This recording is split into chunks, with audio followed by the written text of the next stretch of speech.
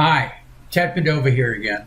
In this video, I want to talk about resurrecting some vintage photos. You may have some photos that your grandparents or your great-grandparents took, and over time, those photos have become faded. You get a lot of dust and scratches, and they really need some editing to improve those photos where you can make prints or share them on social media. So in this video, I want to talk about how you can resurrect some vintage photos in Photoshop Elements. What you see here is a very faded photo that was taken during World War II, somewhere around 1942. So it's lost some contrast and definition in this image. What we want to do is resurrect it. So let's take a look at how we might do that. Over in the Layers panel, you see I have the background, and now I want to duplicate that background, so I'll press on Windows, Control on Macintosh, Command, plus J to duplicate the layer.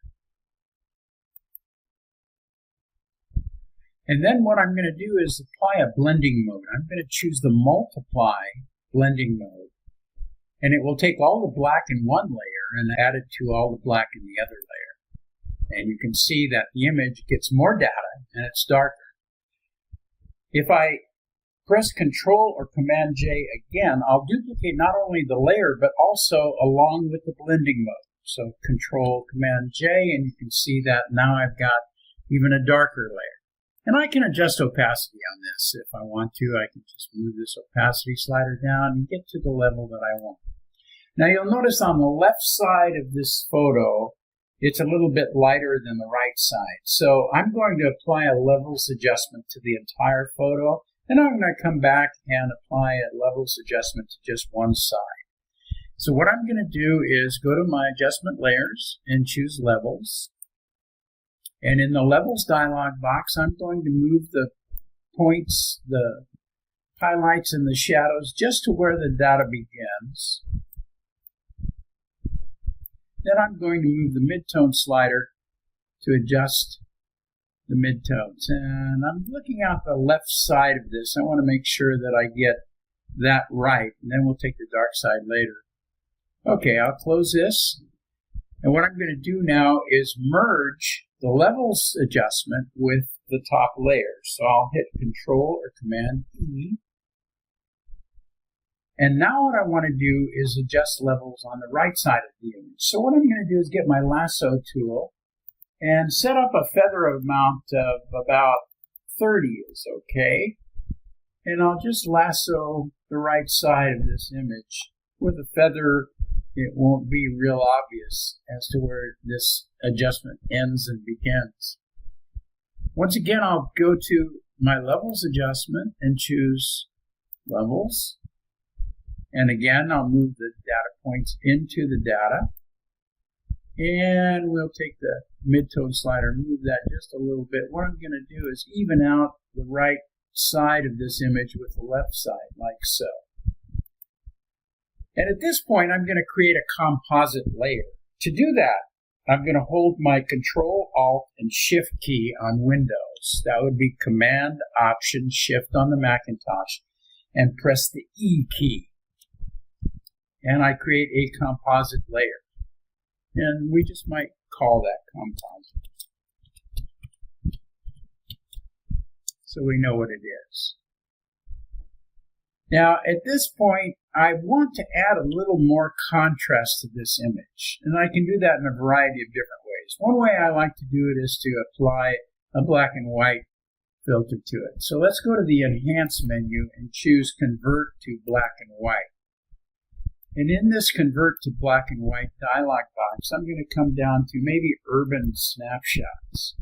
You can see that if you move the sliders radically, you're going to get a real radical change, left or right in the red channel. You can see how that affects it. So you want to be very, very careful to just make some slight adjustments here.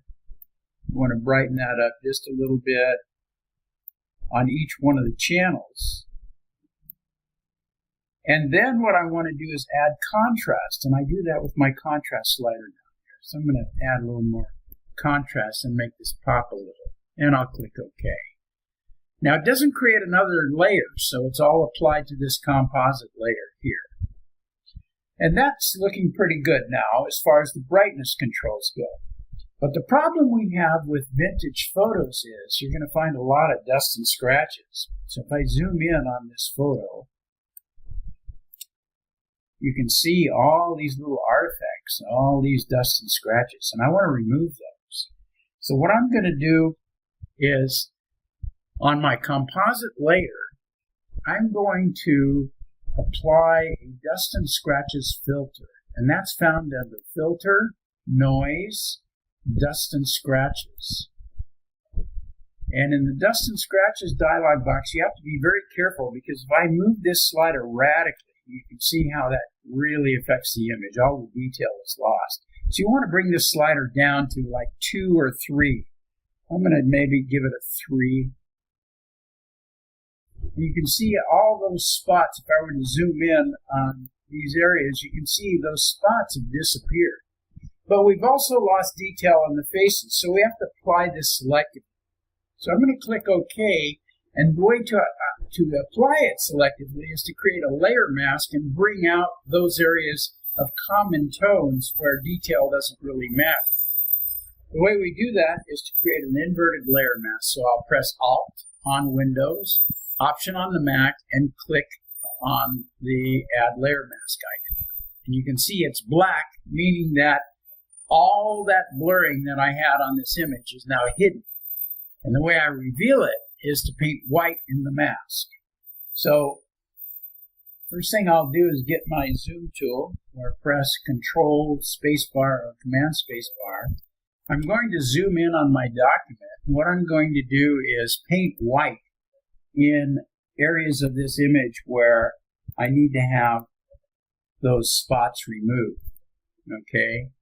So rather than watch me do each one of these little imperfections here, what I'm going to do is speed up this video, and you can see that I'm just going around the document and just applying these little spot changes by pressing my brush tool in the mask over here to eliminate some of those.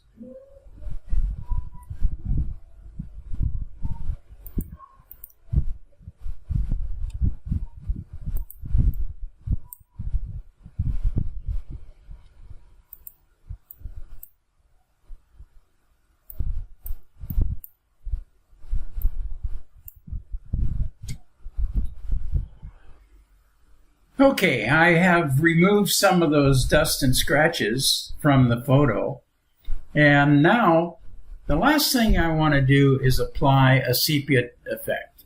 And you can do that in one of two ways. In one way, you have an action in the Actions panel, and that's by default when you install Elements. So I'm going to open up my actions. We'll take a look at that.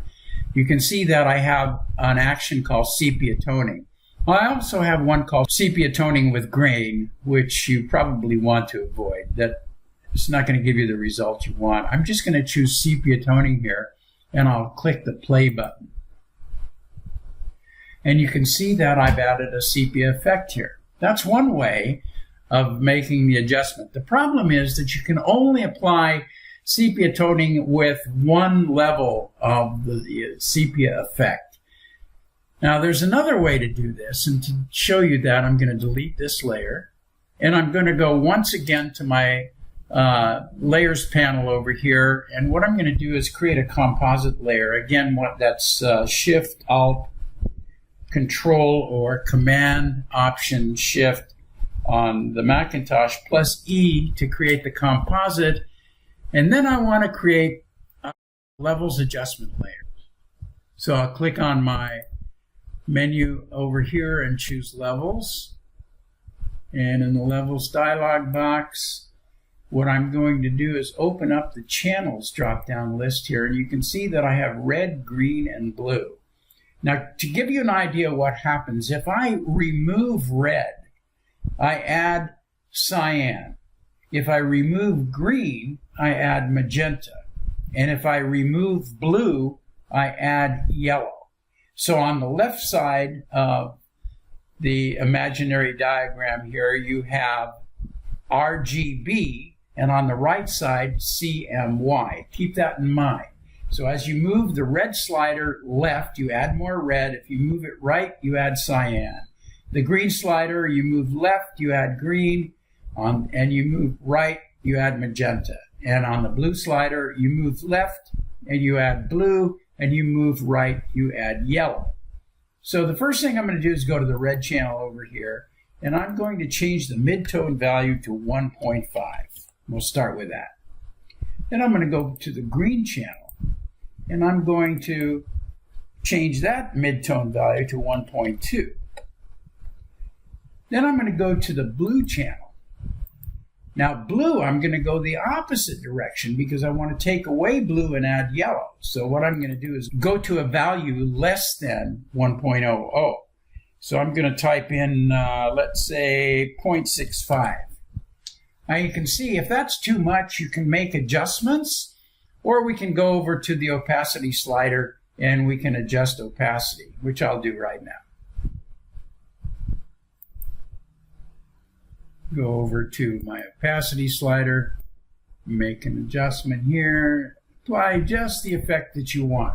So I added more strength to the sepia toning by using the levels adjustment, and I got a stronger sepia effect than I did with the actions panel. You can use either one, whichever one looks good to you. Once again, I'm going to create another composite layer. That's Control-Alt-Shift or Command-Option-Shift plus E. And then I'm going to hide all these other layers in between the top layer and the background so that we can take a look at a before and after view. So here's my end result. Click on the eye icon here, and that's what I started with. Okay, that's the before and that's the after. And as you can see, I not only added more contrast and brightness, but also some more toning with that sepia effect. And that's basically how we might edit a vintage faded photo in Photoshop Elements.